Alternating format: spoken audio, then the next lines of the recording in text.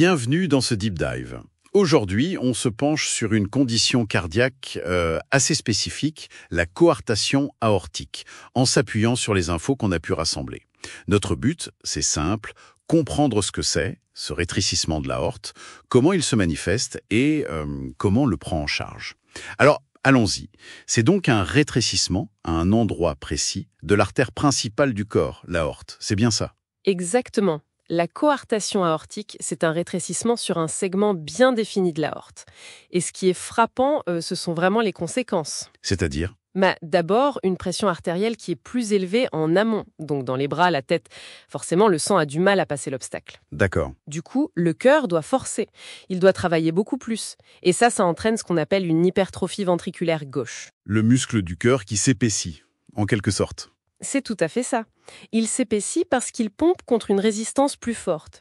Et puis, en aval, après le rétrécissement, la circulation sanguine est moins bonne vers le bas du corps. Logique. Et alors, comment on repère ça concrètement? Les sources insistent pas mal sur un signe clinique, cette fameuse différence de tension. Ah oui, ça c'est vraiment un signe clé. Une différence de pression artérielle, la systolique, de plus de 20 mm de mercure entre les mesures aux bras et aux jambes. Plus de 20 mm de mercure. Oui, et ça c'est très évocateur. C'est pas juste un chiffre, c'est vraiment la signature que le corps lutte pour faire passer le sang. D'accord. On cherche aussi les pouls au niveau des jambes, les pouls fémoraux. Ils peuvent être faibles ou même absents. Faible ou absent.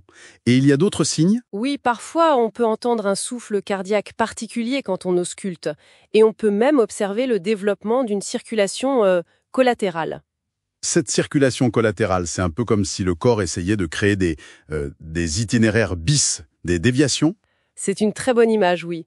En gros, des vaisseaux sanguins qui existent déjà, par exemple autour des omoplates, vont se dilater, grossir pour essayer de compenser, pour amener du sang en aval malgré le blocage.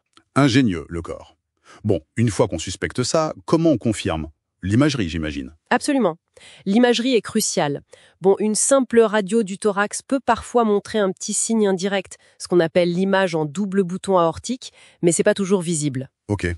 L'examen vraiment de base pour le dépistage, c'est l'échocardiographie transthoracique, l'ETT. Une échographie du cœur classique. Voilà, ça permet de bien voir le cœur et souvent le début de l'aorte et le rétrécissement.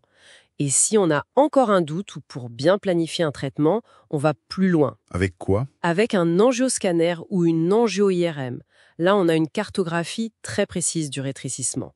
Où il est exactement, sa longueur, sa sévérité. Vraiment tous les détails. D'accord. Et si on ne fait rien, si ça n'est pas traité, quels sont les risques d'après les documents? Alors là, les complications, elles peuvent être sérieuses, surtout à long terme. Comme quoi, par exemple? Le cœur, à force de lutter, peut finir par s'épuiser. C'est l'insuffisance cardiaque. Oui. Il y a aussi un risque plus élevé d'infection grave, l'endocardite infectieuse. Le flux sanguin qui est turbulent à cause du rétrécissement, ça favorise l'accroche des bactéries sur la paroi du cœur ou des valves. Ah oui, d'accord. Autre risque important, les accidents vasculaires cérébraux, les AVC, qui sont liés à l'hypertension dans la partie haute du corps, et aussi la formation d'anévrismes. Des dilatations de l'aorte? Exactement, des zones où la paroi de l'artère se dilate anormalement, souvent près de la zone qui était rétrécie. Ça peut être dangereux. Heureusement, on sait traiter ça, non? Comment on s'y prend?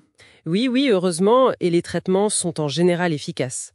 J'ai le nouveau-né qui est vraiment en difficulté, on a une solution d'urgence, les prostaglandines. C'est un médicament? Oui, ça maintient ouvert un petit vaisseau qui normalement se ferme après la naissance, le canal artériel.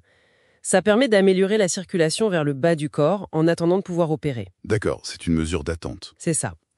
Ensuite, le traitement définitif, c'est très souvent la chirurgie, surtout chez l'enfant. L'opération de Crawford, c'est mentionné. Oui, c'est l'intervention classique. En gros, le chirurgien enlève la partie rétrécie de l'aorte et il recoue les deux boussins ensemble. On appelle ça une résection anastomose. D'accord. Et il y a d'autres options? Oui, une alternative, c'est l'angioplastie.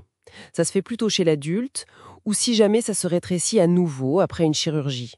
Là, on passe par l'intérieur des vaisseaux. Comment ça? On utilise un petit ballonnet qu'on gonfle au niveau du rétrécissement pour l'élargir. Et parfois, on met en place un stent, une sorte de petit ressort métallique pour maintenir l'ouverture. Très clair. Donc, Si on devait résumer l'essentiel, la coarctation aortique, c'est une malformation congénitale présente dès la naissance. Et sa détection rapide, suivie d'une prise en charge adaptée, est vraiment capitale pour éviter les complications. Tout à fait, c'est exactement ça. Bien connaître les signes, savoir comment diagnostiquer et quelles sont les options de traitement, ça change vraiment le pronostic pour les patients. Et d'ailleurs, ça souligne aussi l'importance de la surveillance, même après une réparation réussie. Ce n'est pas parce qu'on est opéré que tout est réglé pour toujours. Ah bon? Il peut y avoir des soucis plus tard. Oui, il peut rester de l'hypertension artérielle, ou alors la zone peut se rétrécir à nouveau, même des années après. Donc un suivi régulier est indispensable. Et tout ça, ça m'amène d'ailleurs à une dernière réflexion, une question un peu pour ouvrir le débat. Oui? Puisqu'on sait que c'est une maladie congénitale et qu'on dispose de traitements vraiment efficaces qui améliorent l'espérance et la qualité de vie, est-ce que ça ne devrait pas nous interroger sur la pertinence d'un dépistage peut-être plus systématique? Chez tous les nouveau-nés, vous voulez dire? Voilà, chez tous les nourrissons, même s'ils n'ont pas de signes évidents au départ, pour pouvoir identifier cette condition encore plus tôt. C'est une question à poser, je pense.